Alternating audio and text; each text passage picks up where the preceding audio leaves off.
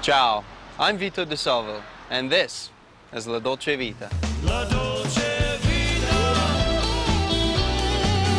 per me. La dolce vita. Today's show is all about bread, how to bake it, and how to cook with it. First, I'll make a schiacciata, which is similar to a focaccia. Then I'm going to make a typical Tuscan bread soup called ribollita, using authentic Italian bread. I'll then make a refreshing bread salad called panzanella, using a crusty Tuscan bread. And of course, bruschetta, using a typical French baguette. But first, I'm going to introduce you to two close friends of mine who are going to share stories about baking bread the old-fashioned way. Morning again, Catherine. How are you? Aldo, how you been? Nice to see you. So today I'm going to introduce my good friend Catherine Monte Carlo. Everyone calls her Aunt Catherine. And Aldo Bartolotta. Aldo is the owner of 4 Giant Eagle supermarkets. So Aldo, what is the good life to you, the sweet life, La Dolce Vita? Well, I guess if you summed it up, it was being born into an Italian family where there were values and great tradition, and you call it La Dolce Vita, but I call it the Vita Dolce. I lived the life, it was really sweet. It was just a great, great life. Well, today we're talking about bread and bread making, bread baking, and one of the things, the ways that I like to make bread the best is the one way that you told me in the past, when you were a kid you had the brick oven. Can you tell me a little bit about that? Yes, my uncle built it in the mid-30s. An uncle of mine built the oven for us, and you could make 12 to 15 loaves of bread in. Did you help make that oven, Aldo? No, but I as a kid, I do remember my uncle building it, and he was a funny guy to begin with. He was very comical, and he worked his butt off, but I mean, he started out with, like I say, fire brick, and then he put cement all over it, and I don't know how long it took him to make it, but he really did a good job, and I'll tell you what, it was worth it because the bread that come out of that oven, and it was fantastic. It was just really great. And what did your families traditionally make with the bread? I mean, a lot of Italians that I remember, that my parents, they never threw anything away. So if you made the bread once a week for the whole week, sometimes you had some stale bread at the end of the week, or they always save those for soups or... Oh yes, for soups and for crumbs, bread crumbs. And there was many purposes for the loaves. But usually there wasn't any left over because you had to bake it right away. Because there was 6 children, and my grandmother and grandfather came to live with us too. So there was a bunch of us, so sometimes you had to bake the bread twice a week. Well, there's nothing better than fresh bread. That's right. Thanks again, Aldo. Ciao, Vito. Ciao, Aldo. And Catherine, Thanks, Vito. let's go make some bread. Let's go. Okay. When we come back, I'll show you the art of baking bread, so don't go away.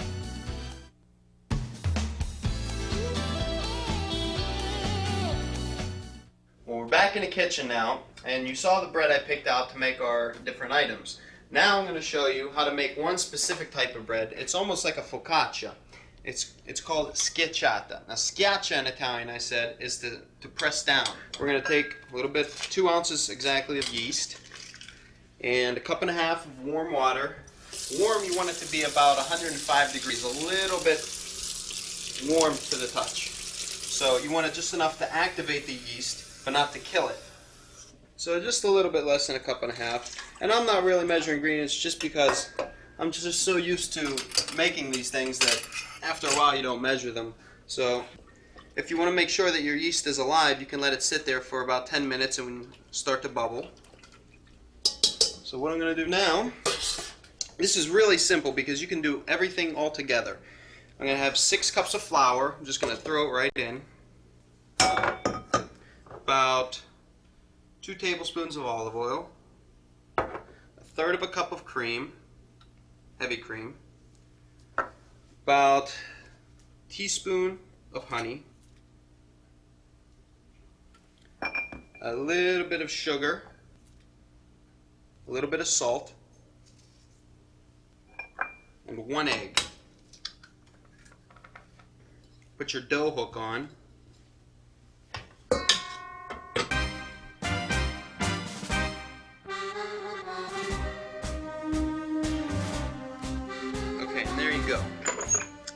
let the machine do the work. Less for you to do.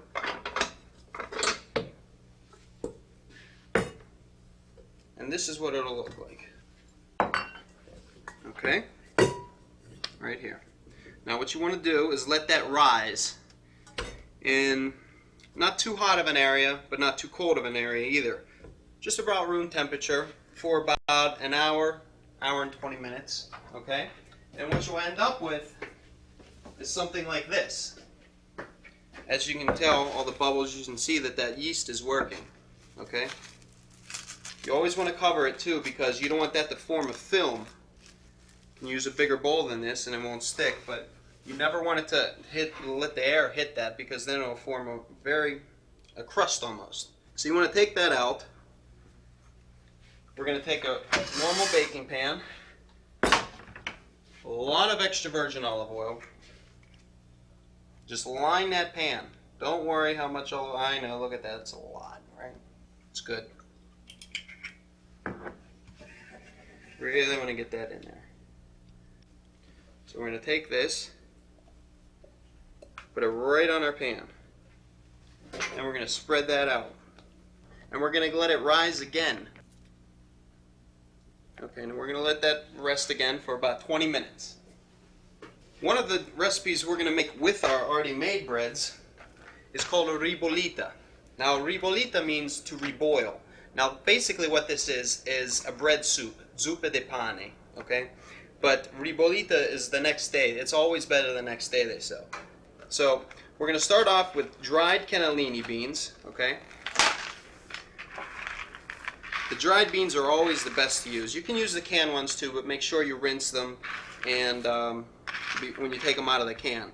But what you want to do with the dried beans is you want to put them in a bowl and you want to soak them in water overnight, or at least 8 hours. Okay? Then throw that water away. Put in another pot of water on, and bring that up to a boil. And let that boil until the beans are cooked. Here I have some that are already cooked. And you don't want to put anything in here. You can put some onion if you would like, but don't put any salt, because what salt will do is make the skins of the beans hard. So you want those to be as soft as possible. So you see all this water in here. The good thing about starting with dried beans is you have all this water. Now this water is going to be used. We're going to use that. What we're going to do now is we're going to take out half of our beans.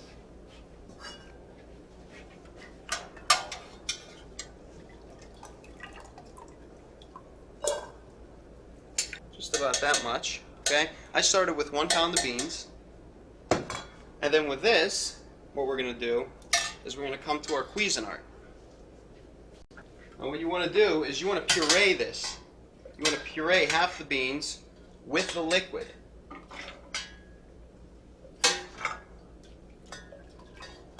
And that's going to be the base of our soup.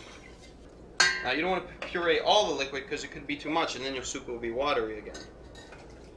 So let's start with that.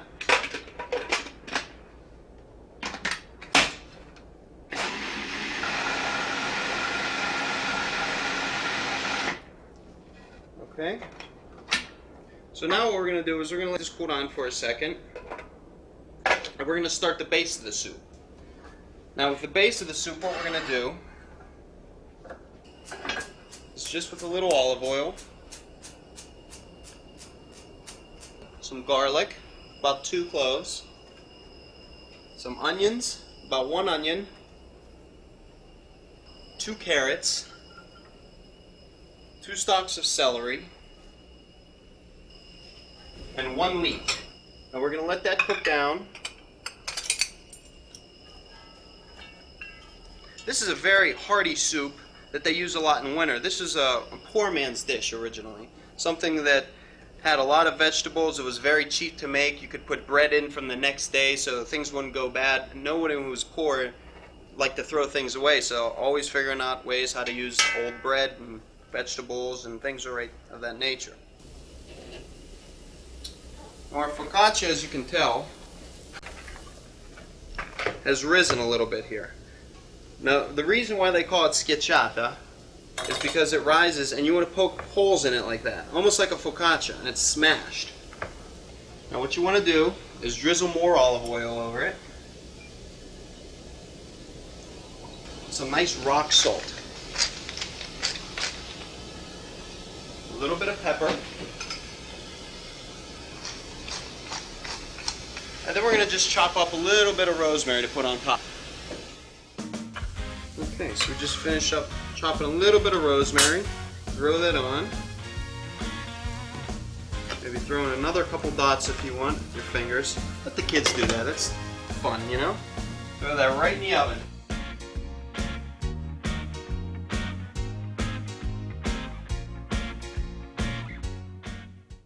When we come back, I'll show you my versions of the well-known bruschetta, so don't go away.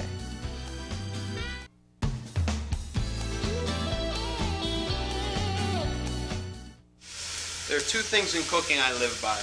One, your pasta water always has to taste like the ocean, and two, you should always hear cooking. If you hear it, you know it's cooking right. If not, it's steaming. It's still a cooking method, but you always want to do that when you're sauteing something. So I'm going to throw in a couple tomatoes now, about 3 tomatoes. Let those cook down for a couple minutes. And in the meanwhile, I'm going to show you what vegetables we're going to put in here. I have 3 greens. It's a very wintry dish. I have a red Swiss chard that I cut up, about 1 bunch. And what you want to do with this is just really take it off. You don't want that stem in there, so just peel it off like that. Chop it up. Okay, throw this away because it's very bitter. And then I have kale, and you want to do the same thing with the kale. Okay, just take it right off the stem, chop that up. Again, I have 1 bunch of kale. And then a Savoy cabbage. I have about half a head of Savoy cabbage. So I'm going to put all 3 of those into my pot now. And let that cook down.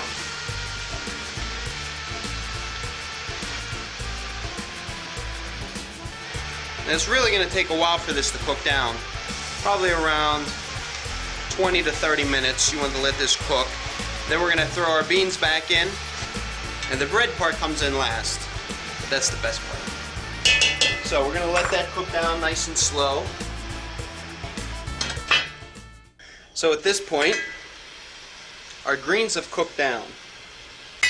And what we're going to do, I'm going to throw in the beans that we took out. And also the puree of bean that we had. Now at this point, it's pretty much done. We're going to season it up a little bit with some salt and pepper. And also a little bit of thyme. Have a little bit of that picked. That'll flavor it nicely. That's a real herb you taste a lot in Tuscany and Italy in general. When you make this, you want to make a big portion. Don't just try to make it for, 1 plateful. You want to make a nice pot because this lasts. You can freeze it if you'd like. So at that point, we're going to let it cook nice and slow for about 20 minutes. We're going to move on, and I'm going to show you a bruschetta. Now, there are 2 types of bread, antipasti items that are in Italy. Crostini and bruschetta. Bruschettas are normally hot, and crostinis are normally cold. We're going to just brush them lightly with some olive oil. And we're going to come over to our grill, and we're going to grill our bread.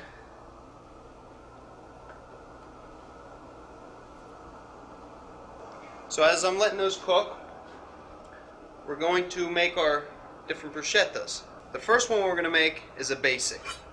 Tomato, basil, and garlic. There's not much to this. I'm sure you've made it before. All you have to do is have ripe tomatoes, ripe basil. If you want to knock out the seeds, that's fine. You don't want all that juice in there, and that'll make the bread a little mushy. You don't want that.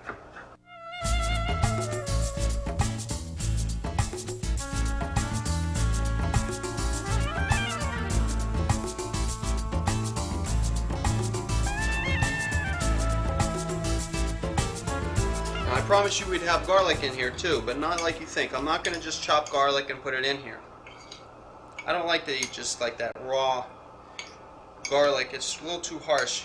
I like to take the spice of it. So what we're going to do is when our bread comes off, I'm going to take raw garlic and rub that bread and it's almost going to melt like butter. We already have that one set. Now I have another one for you that we don't have to grill. We're just going to put right in the oven. I love this one. What we're going to do here is we have sausage, just plain sausage you can buy in the grocery store,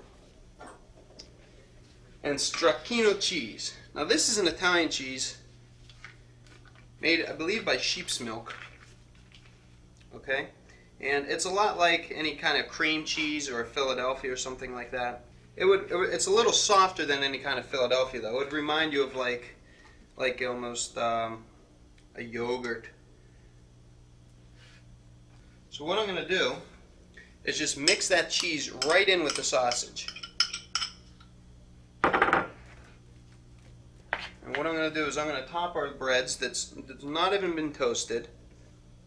Now this isn't something you'd see in a restaurant. This is something that I used to have at my relative's house in Italy, all my friends' houses. When you go over, you walk in the door, they have some little appetizers. This is it.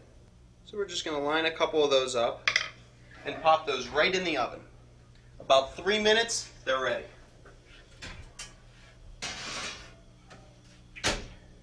Okay, so now our other ones are ready. We're going to take those off. And we're going to rub that garlic. Now look, I'm starting with a whole piece of garlic, okay? When you rub it, it almost is like it turns into an oil on the bread. And then just top it with our tomatoes.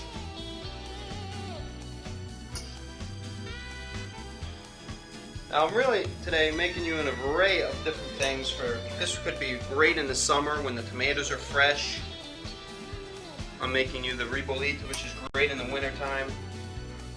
But you really want to choose what you cook around the season.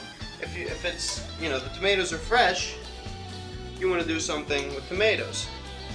If it's in the wintertime and you have hearty green vegetables and beans and stuff like that, cook with that. I mean, your product will come out 100% better just based on the product you use. If you start with good ingredients, it's very hard to mess it up. We'll be right back to finish up the schisciata, our bread soup, and our bread salad, so stay right there.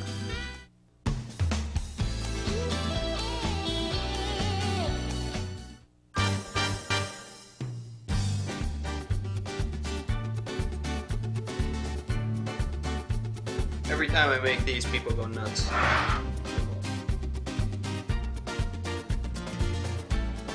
I'm going to let this cool.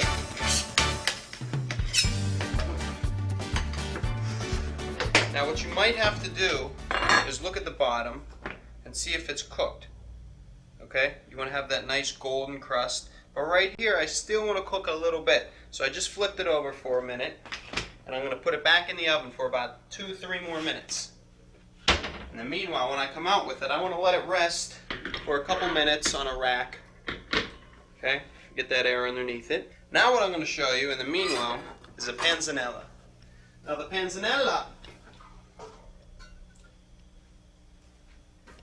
is a Tuscan bread salad.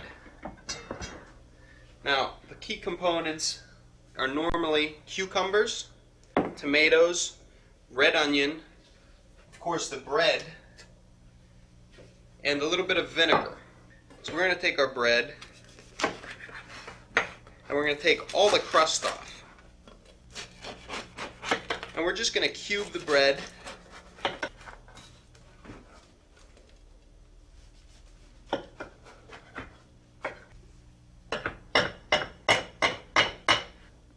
Okay.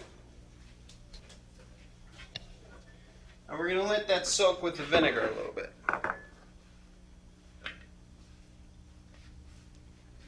Not too much, just enough for it to soak. A couple tablespoons. Okay, toss that around. But basically you want that to be like your vinaigrette. Let that bread soak in the vinegar. Toss it with some olive oil. Then throw in your cucumbers, tomato, some red onion,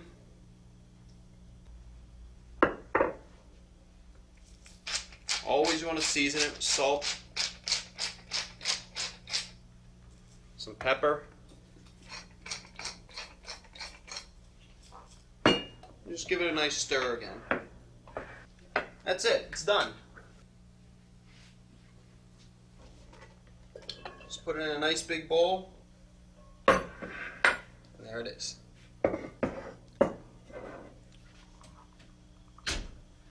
As you can tell, the underside is a little more cooked now.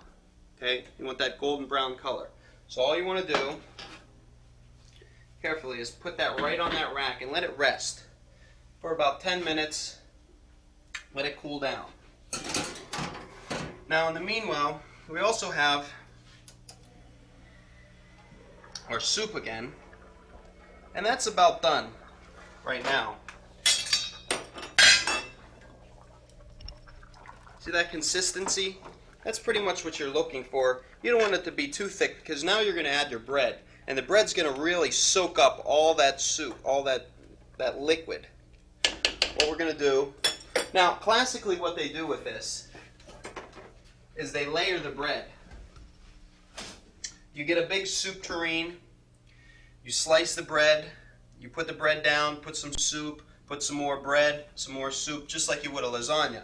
But today, since I'm going to put it for a dish, I'm just going to dice a little bit up. Now with this, I'm leaving the crust on. I love the crust on bread. Most people, you can take it off. Some recipes say to take it off. Some say keep it on. I like the crust. To me, it's the best part of the bread. So I'm just going to take some of that bread, throw it right in our soup.